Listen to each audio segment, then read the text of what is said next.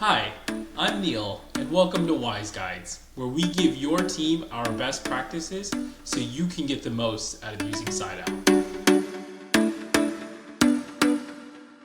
With SiteOwl, you can use your existing infrastructure to help you design new refresh projects so that your designs are more consistent, accurate, and can help you save time. In today's video, we will explore how you can use live sites specifically while you create new designs so that you can get the most out of your design process. As you can see here in this example, I have a demo site here that's already been deployed with the first floor having devices already in it.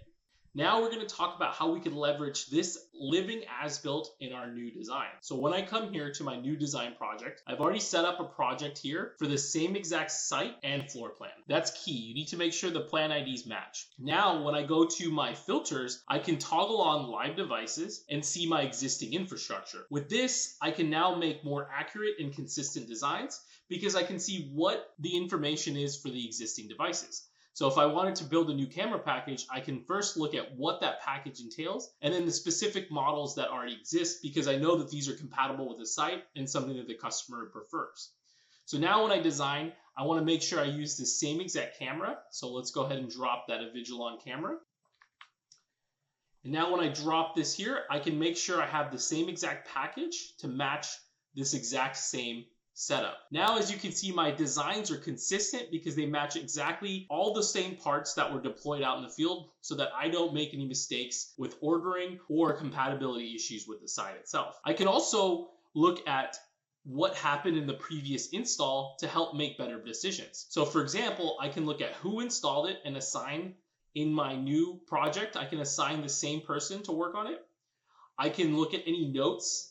So for example, need to allocate more power so that I put that ahead of time so we can proactively fish out any issues. So I can put in the instructions, add more power.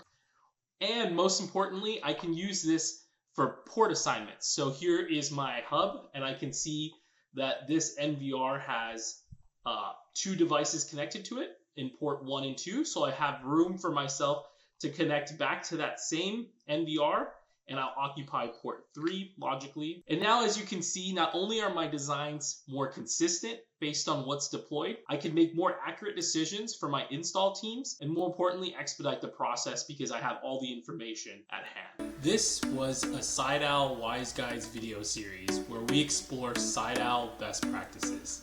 Thank you for joining us.